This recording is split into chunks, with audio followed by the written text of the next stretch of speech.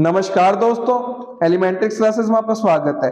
जैसे कि आप स्क्रीन पर देख सकते हैं, आज हम पढ़ने वाले हैं कॉन्टेक्स्ट स्विचिंग के बारे में। तो कॉन्टेक्स्ट स्विचिंग क्या होता है, इसके बारे में कंप्लीट जानकारी प्राप्त करेंगे। वीडियो शुरू करने से पहले मैं आपको एक बात बता देना चाहता हूं कि हम ऑपरेटिंग सिस्टम सब्जेक्ट को कवर कर रहे हैं, तो इसकी सभी वीडियोस की प्लेलिस्ट आपको चैनल पर मिल जाएगी, आप देख सकते हैं। और भी सब्जेक्ट्स की प्लेलिस्ट आपको चैनल पर मिल जाएगी, उनको भी आप देख सकते हैं, वो भी आपके लिए काफी यूजफुल रहेंगी। शुरू करते हैं आज का topic, context switching. Most modern operating systems have a process और टास्क शेड्यूलर। तो जो हमारे ज्यादातर जो आधुनिक जो हमारे ऑपरेटिंग सिस्टम होते हैं, उनके पास क्या होता है, प्रोसेस शेड्यूलर होता है, या फिर जिसको आप बोलते हो टास्क शेड्यूलर। ठीक है, जो हमारे क्या करता है, जो हमारे कार्य होते हैं उनको शेड्यूल करता है कि वो जो हमारे टास्क जो हमारे कार्य है वो किस समय पर होंगे।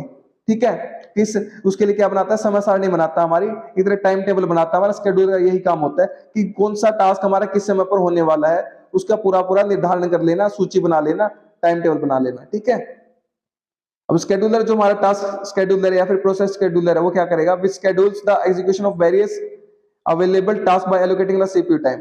तो जो हमारा टास्क शेड्यूलर है वो क्या करेगा, हमारा जो हमारे वेरियस जो उपलब्ध हमारे अवेलेबल है, जो टास्क जो कार्य अवेलेबल हमारे बहुत सारे, उनका जो एग्जीक्यूशन है वो किस समय पर चलेंगे, उसके लिए क्या बनाएगा, समय सारणी बनाएगा, टाइम टेबल बनाएगा, शेड्यूल करेगा उनको by allocating the CPU time. तो जो हमारा सेंट्रल प्रोसेसिंग यूनिट है उसके समय को एलोकेट करके, उसके समय को सौंप कर, ठीक है, सीपीयू टाइम को वो क्या कर देगा, डिवाइड कर देगा कि हमारे जो टास्क है, जो अवेलेबल टास्क उपलब्ध टास्क हमारे, वो हमारे इस समय पर कार्य करेंगे। ठीक है, इस समय पर हमारे चलेंगे, एग्जीक्यूट होंगे, उसके लिए हमारे सीपीयू टाइम को एलोकेट कर देगा। सीपीयू किस टाइम के लिए किस टास्क को अवेलेबल होगा। ठीक है, furthermore each process stores information about its state which we call its context. इसके अलावा हर एक जो प्रोसेस होगी, हर एक जो टास्क होगा, जो कार्य होगा, वो क्या रखेगा, अपने जो अपनी जो स्टेट है, अपनी जो अवस्था है, उसके बारे में इंफॉर्मेशन जानकारी रखेगा, जिसको हम बोलते हैं कॉन्टेक्स्ट। ठीक है, जो उसकी अवस्था होती है उसी को बोलते हैं हम context.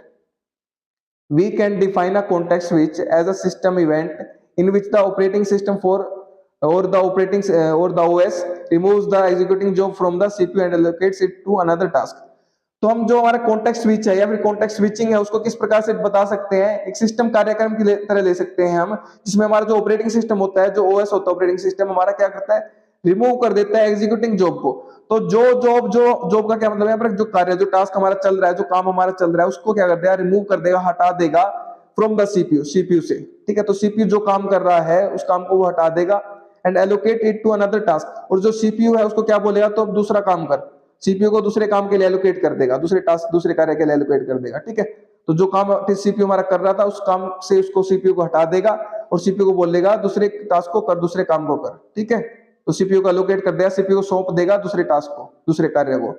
It involve saving the context of the switched out process and loading the context of the one taking over. तो इसमें क्या शामिल है, हमारा जिस पर काम कर रहा था हमारा सीपीयू, उस टास्क को हटाया, तो उसके जो कॉन्टेक्स्ट है, जो स्विच्ड आउट हमारा प्रोसेस है, जिस प्रोसेस को हमने हटा दिया है, स्विच कर दिया है, स्विच, ठीक है, बदल दिया है जिसको हमने, उसको क्या, उसकी जो कॉन्टेक्स्ट है, उसकी अवस्था है, उसको क्या रखेगा, सेव रखेगा, सुरक्षित रखेगा। And loading the context of one taking over, जो कॉन्टेक्स्ट आया है, जो सीपीयू जिस पर अब काम करेगा, उसके जिसका कॉन्टेक्स्ट है, उसकी जो अवस्था है, उसकी स्थिति है, उसको भी क्या रखेगा, हमारा सेव रखेगा। क्लियर है बात। The OS ensures a switch is seamless, fast and free from conflicts and dependency। तो ऑपरेटिंग सिस्टम यह सुनिश्चित रखेगा जो हमारा स्विच हो रहा है, जो हमारी अवस्थाएं हैं जो बदल रही हैं हमारी, ठीक है, वो क्या रहे, हमारी सीमलेस रहे, उसमें कोई बाधा ना आए, फास्ट रहे, तेज रहे और फ्री फ्रॉम कॉन्फ्लिक्ट्स, और उसमें कोई टकराव ना हो, कोई निर्भरता ना हो, कोई डिपेंडेंसी ना हो। क्लियर है बात। Thus context switching is vital for multitasking and user responsiveness। तो इससे हम पता लगा सकते हैं, इससे हम कह सकते हैं कि जो हमारी कॉन्टेक्स्ट स्विचिंग है, जो हमारा अवस्था है उसका बदलना है, वो क्या बहुत महत्वपूर्ण है हमारा मल्टीटास्किंग के लिए, बहुत सारे कार्यों को करने के लिए, और यूजर रिस्पॉन्सिव के लिए, जो हमारा उपयोग करता है उसकी प्रतिक्रिया के लिए। ठीक है, तो ये बहुत जरूरी है। क्लियर है बात। अब देखते हैं रीजन फॉर कॉन्टेक्स्ट स्विचिंग। तो जो हमारी कॉन्टेक्स्ट स्विचिंग होती है उसके कारण क्या होते हैं, जो अवस्था हमारी बदलती है टास्क के कार्यों की, उसकी प्रोसेस की, उसकी क्या होती है, रीजन क्या होता है, उसका कारण क्या होता है। A context switch can occur mainly for 3 reason. तो 3 कारणों की वजह से हमारा कॉन्टेक्स्ट स्विच हो सकता है, अवस्था बदल सकती है किसी प्रोसेस की। प्रोसेस कॉन्टेक्स्ट, ठीक है, तो प्रोसेस कॉन्टेक्स्ट मतलब क्या है, जो हमारी प्रोसेस है उसका जो कॉन्टेक्स्ट है, अवस्था है, वो किस कारण से बदलती है। ठीक है, 3 कारण है, रीजंस देखते हैं। Time quota expiry, interrupt, preemption. ठीक है, टाइम कोट एक्सपायरी मतलब जो टाइम एलोकेट किया गया वो एक्सपायर हो गया, खत्म हो गया है। इंटरप्ट का मतलब क्या है, रुकावट पैदा करना। और प्रीएम्पशन का मतलब क्या है, हथियाना। ठीक है, किसी के जो स्थान है, किसी की कोई जगह है, उसको हथियाना। ठीक है, रुकावट पैदा करके एक तरह से।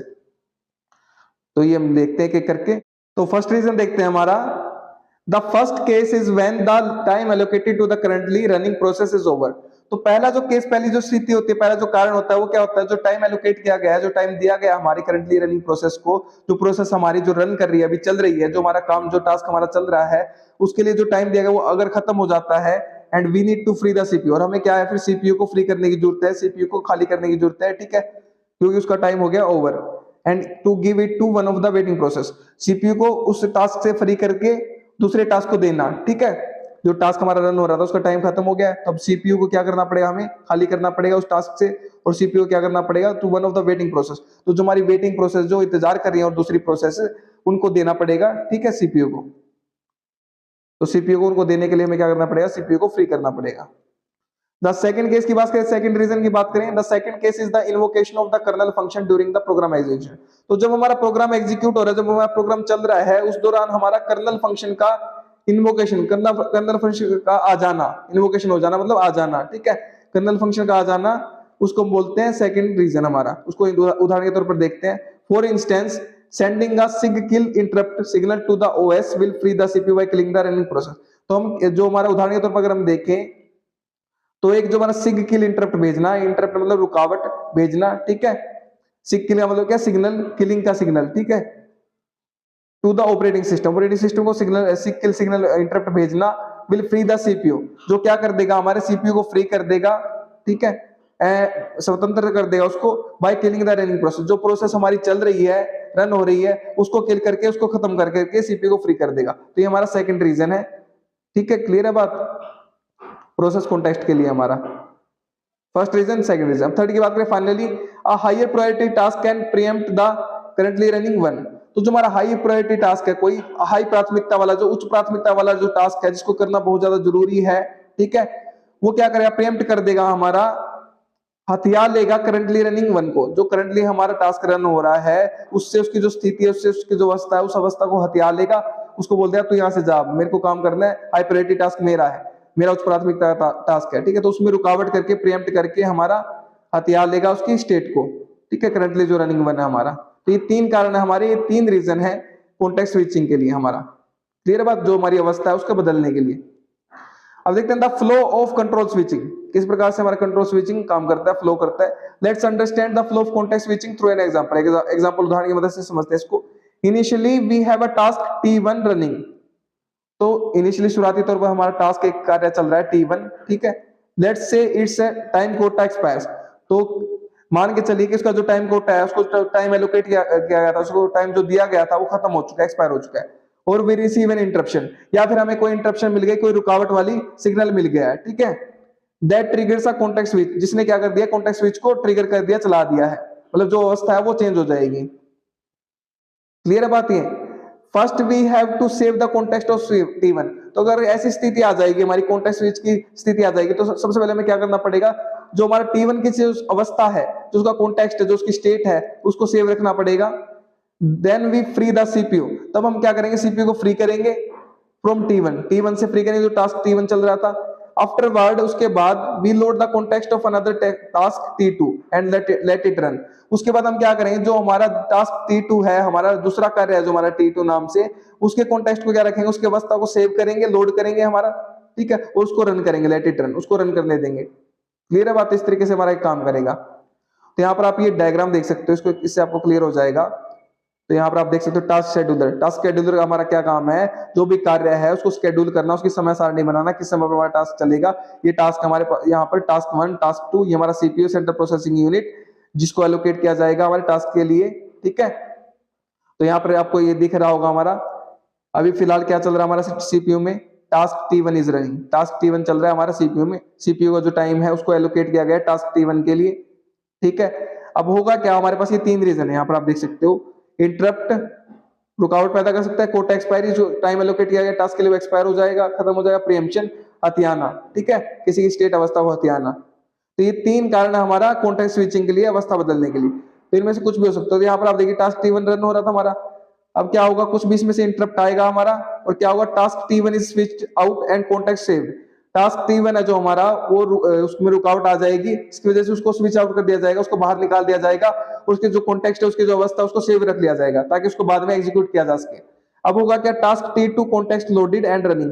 अब टास्क T1 तो हट गया है सीपीयू से, तो सीपीयू क्या हो गया हमारा, फ्री हो गया है, सीपीयू का जो टाइम है वो फ्री हो गया, समय फ्री हो गया।